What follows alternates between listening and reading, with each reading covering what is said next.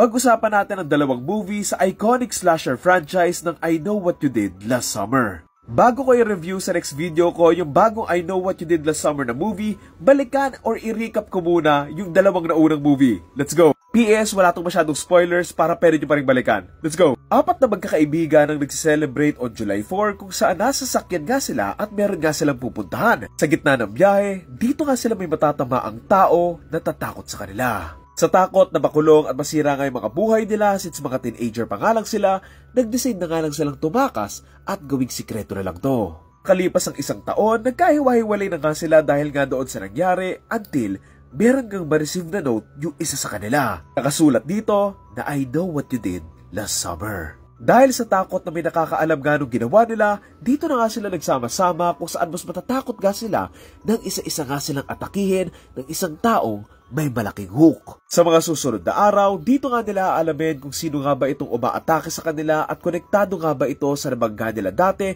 kung saan kakailangan nga nilang magtago at makipaglaban para makaligtas sa masamang ginawa nila sa nakaraan nila. Okay, sa sumunod na tayo na movie na I Still Know What You Did Last Summer at susundan nga natin dito sina Ray and Julie na nakasurvive nga doon sa unang pag-atake. Oo, spoilers pero ayun nga, abangan nyo na lang kung paano sila matitegi doon sa first film. Sila Ray and Julie pa rin naman dito pero ayun nga, si Ray ay nagtatrabaho bilang mangingisda samantalang si Julie ay nag-aaral nga sa isang malayong school kaya naman hindi nga sila masyadong nakakapagkita. Sama ang bago niyang mga kaibigan, dito na nga mananalo sila Julie ng mga tickets para sa isang bakasyon sa Bahamas. Side comment lang, sobrang na-off ako sa karakter ni Julie dito kasi sumama pa rin siya doon sa bakasyon kahit wala yung boyfriend niya.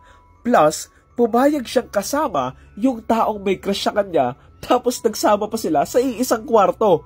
Like what? Julie, may boyfriend ka tapos na nagkakaraoke pa sila, nilalandi pa niya. Like what? Sobrang toxic pa ng kaibigan niya dito na alam naman niyang may boyfriend na nga si Julie tapos nirereto pa niya sa iba. Like what?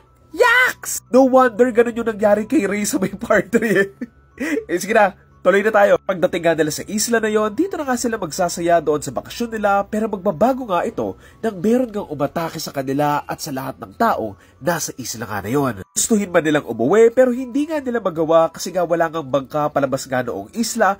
Plus, sobrang sama nga nung panahon para bubiyahe sila. Kabilang banda, dito nga rin may umatake kay Ray na maswerte nga siyang makakaligtas, kaya naman pupuntahan nga niya agad si Julie para iligtas sila. Isla, dito na nga sila magsisimulang magkagulo ng sunod-sunod na nga silang atakihin ng taong may malaking hook. Kaya naman sa mga susunod na oras, dito na nga sila magsasama-sama at makikipaglaban kung saan hindi nga ito magiging madali, lalo na't maliit nga lang yung isla at masyadong malakas yung kalaban nila. Okay, spoilers na since tapos na rin naman. Of course, nanalo nga sila doon sa dulo pero maraming ang nategi doon sa mga tao nga doon sa isla and nalaman nga nila yung twist doon sa dulo and sino nga yung tunay na mga kalaban. Finally, doon sa part 2, nategi na nga nila yung mga kalaban or meron pa nga ba itong kasunod? Oo, meron silang bagong movie and kakapanood ko nga lang kahapon at ang kaisa-isa kong comment doon sa movie, yung linya doon sa Godfather.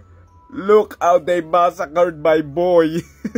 Comments muna bago tayo matapos. Noong unang beses kong napanood yung part 1 nito, sobrang napangitan ako. Pero nung nirewatch ko nga in preparation nga para doon sa part 3, maganda din naman pala. It's a decent slasher film pero sa 1 and 2, mas interesting and cool lang yung concept nga ng part 2 given nga yung premise pero mas goods ako doon sa ending twist nung part 1. I mean, the story could be better, cliche lang din naman talaga yung kwento, pero kung gusto mo lang talaga manood ng isang horror suspense movie habang may ginagawa or habang kumakain, then ito na yung panoorin nyo. Pag pinapanood ko nga to, hindi ko maiwasang maalaala yung scary movie na pinarody nga nila dito yung I Know What You Did Last Summer. I love the cast on both films, talagang bagay na bagay sila doon sa mga roles nila, and for a slasher film, madugo and slasher talaga to kung slasher din naman din talaga. Personally, I'm not a fan doon sa choice of weapon nga nung kalaban nga dito na parang hook or ice pick.